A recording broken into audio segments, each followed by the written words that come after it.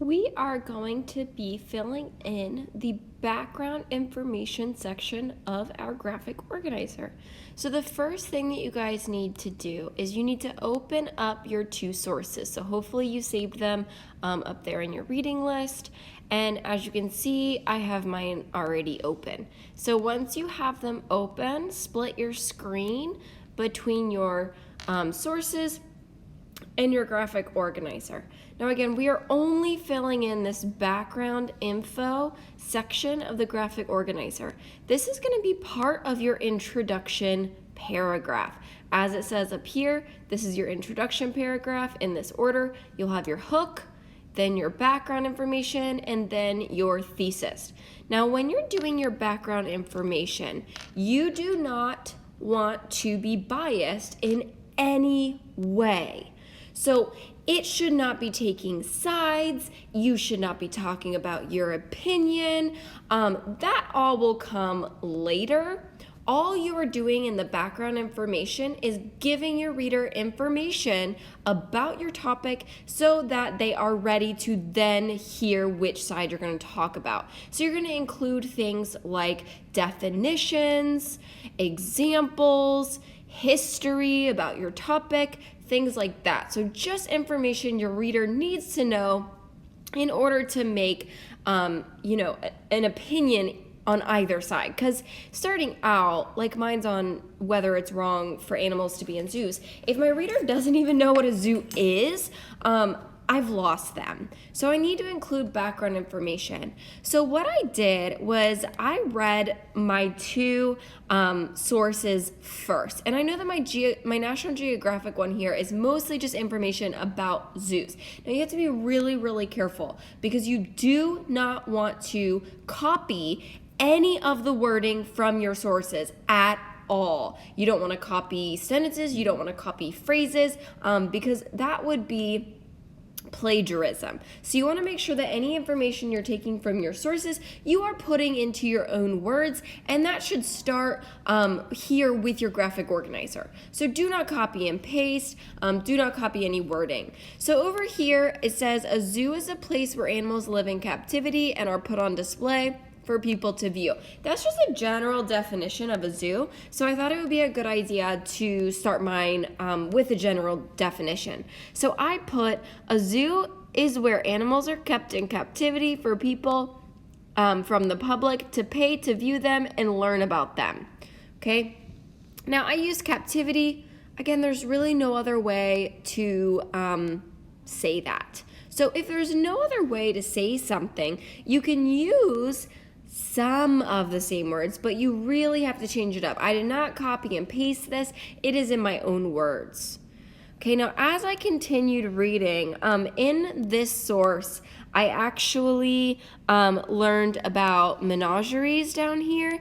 But when I went to my other source, it also talked about menageries. All right, so sometimes you'll find the same information in your sources, and that's okay. You just want to make sure that you are getting a full picture. So read both of your sources carefully.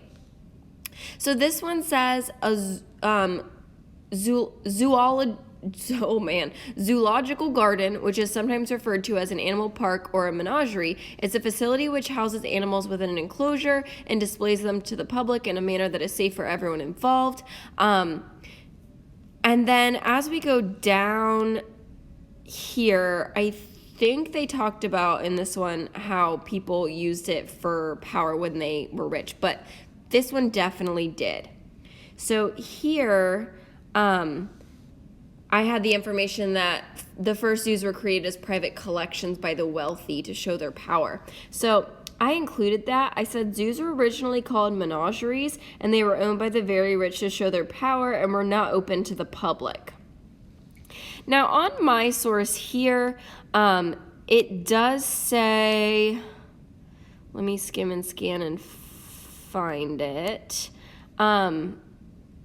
Here it says that the first modern zoo was in the 18th century, but on my other source, It actually gave me an exact date. It was 1828, and it was for a scientific study in London. So I included that. I said the first zoo to resemble what we know today was opened in 1828 in London, but it was first only for scientific study. It did eventually open to the public about 30 years after opening. So again, I'm getting this information here, but I am not copying and pasting it. And I'm also looking at both of my sources.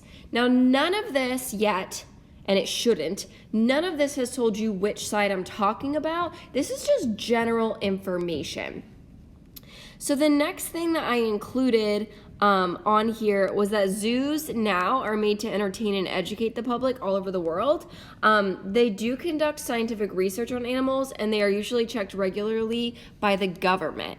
So that was included, I think, in my other one. Oops, I need that to go away.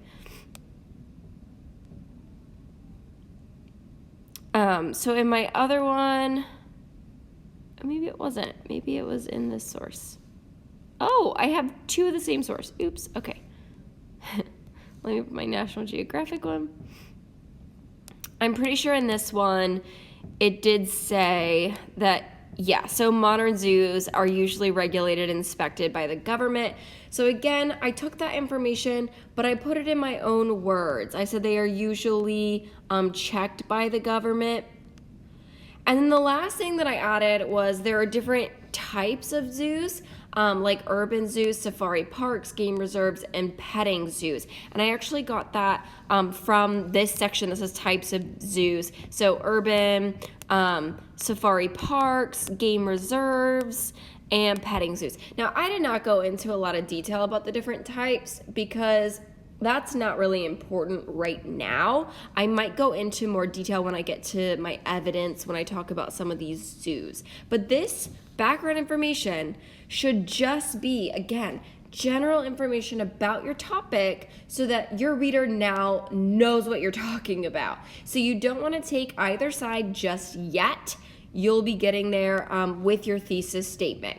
So this needs to be unbiased, just factual information about your topic. So give some definitions, give some examples, give some history of your topic, and that's it.